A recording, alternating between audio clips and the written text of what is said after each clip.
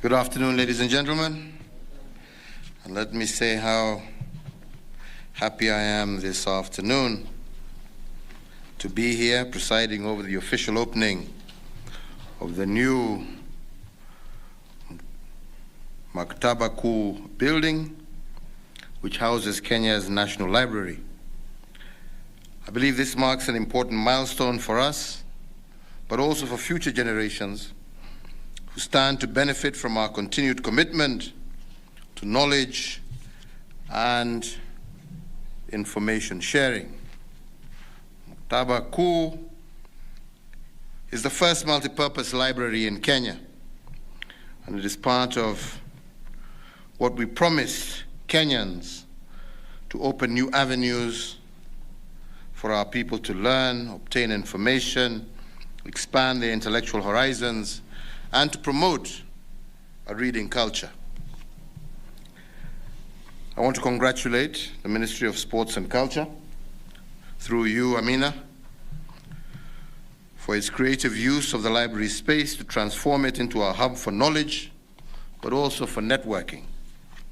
And I'm pleased to note the special features of this library. We start with a 300 capacity children theater, where children gather for storytelling every Saturday and hold reading competitions.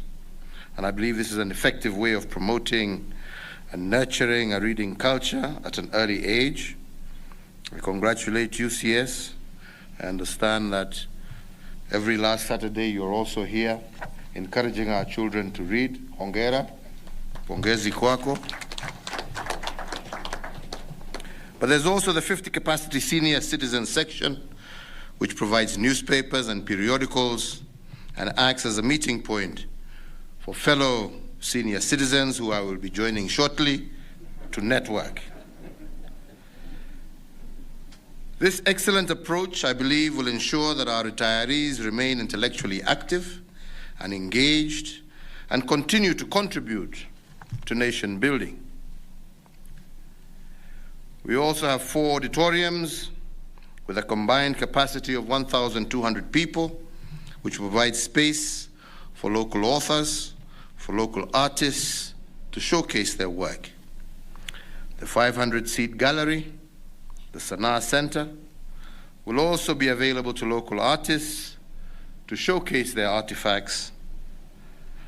And soon after the opening of the library, I am assured that a group of Kisii sculptors who I met when I was in Kisii for Mashujaa Day will be the first group to showcase their work at this impressive building. I'm pleased to note that some of the pieces which I've just seen are being showcased today. We also have the section for persons living with disabilities, where books and other materials are available in different formats, from Braille, audiobooks, and large print books.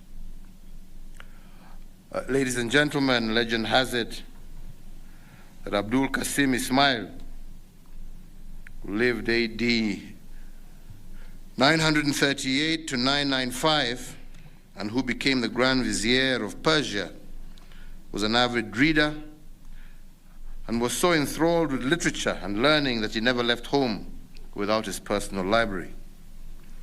The 400-camel caravan carried 117,000 books and was more than a mile long.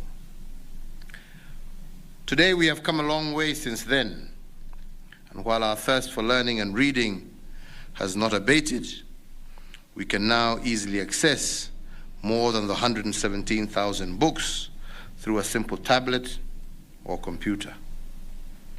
In this context, an important part of this library project is to ensure that all Kenyans, wherever they are, have access to reading materials.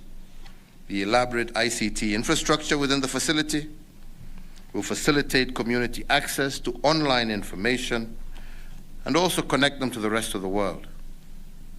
And in this regard, my government, through the Ministry of Sports, Culture and Heritage, and the Sports, Arts and Social Development Fund, is going to implement a 2-year Kenya shillings 250 million project that is focused on establishing the Kenya National Library Services virtual library facility. This virtual library will ensure that Kenyans of all walks of life will have access to quality, timely, and relevant information held by the Kenya National Library from the comfort of their homes. The virtual library, which we intend to launch by June of next year, will have a capacity for 15 million publications, and the first phase will digitize 800,000 books, periodicals, research papers, and government publications, and it will also contain 600,000 e-books, which are currently accessible offline through the e-readers across 63 Kenya National Library Service branches countrywide. Muktaba Kuu is therefore not just a building.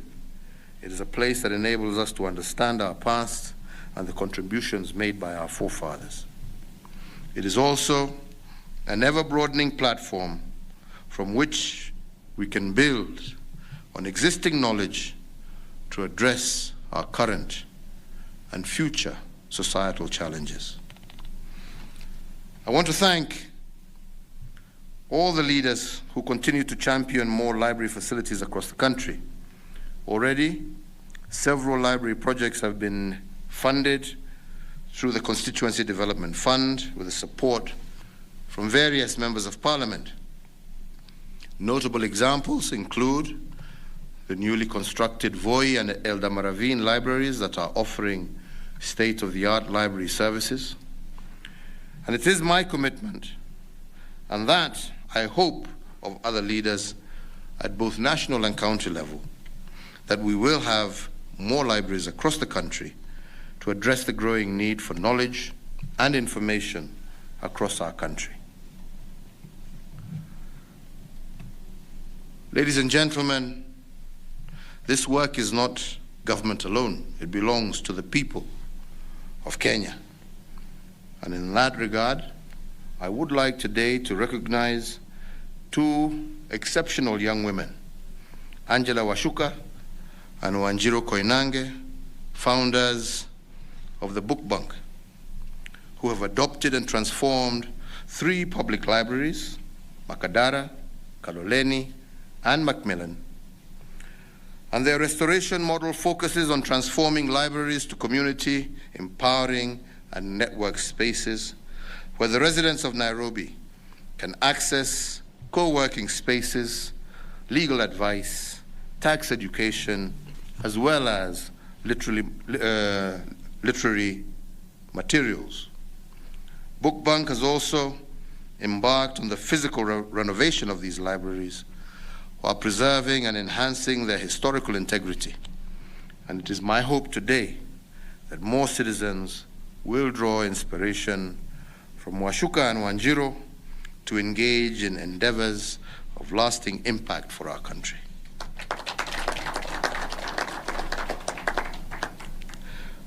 Finally, ladies and gentlemen, I once again challenge national and county leaders to ensure that libraries as information resource centers are strategically integrated into their development agenda.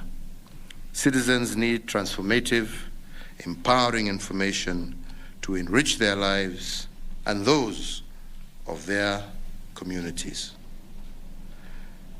And I believe we can do more, and we have many priorities as a country and many competing needs. We need to build schools, we need to build hospitals, we need to build roads and give power. But at the end of the day, a society that doesn't recognize, understand its culture, and learn and promote the talent of its young people in various artistic areas is also a country that will always remain challenged. And that is why when we did 50 years of our independence celebrations, one of the areas that we focused ourselves on was the remodeling of our National Theatre And we want to continue with these kind of projects and programs. This is what we're doing here today with this library. And I hope that we shall be able to do more together as Kenyans to develop, to promote our culture, our art, to be able to develop the talents of our people in fashion.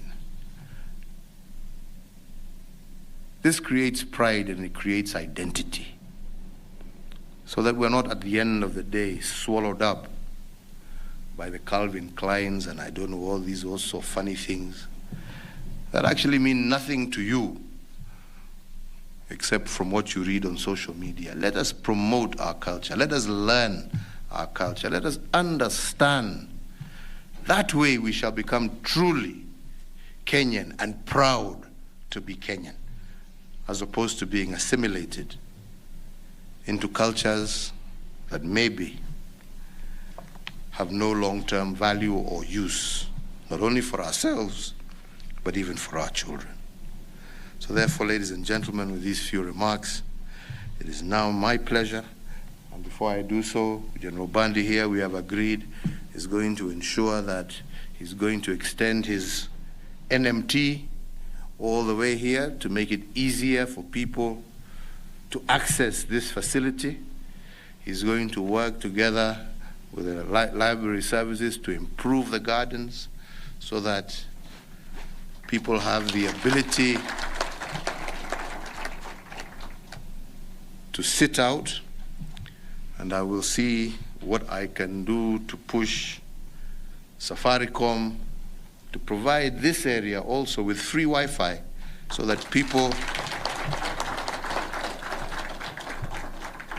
don't necessarily have to be inside but can take advantage of beautiful gardens, do their reading, and enjoy their learning.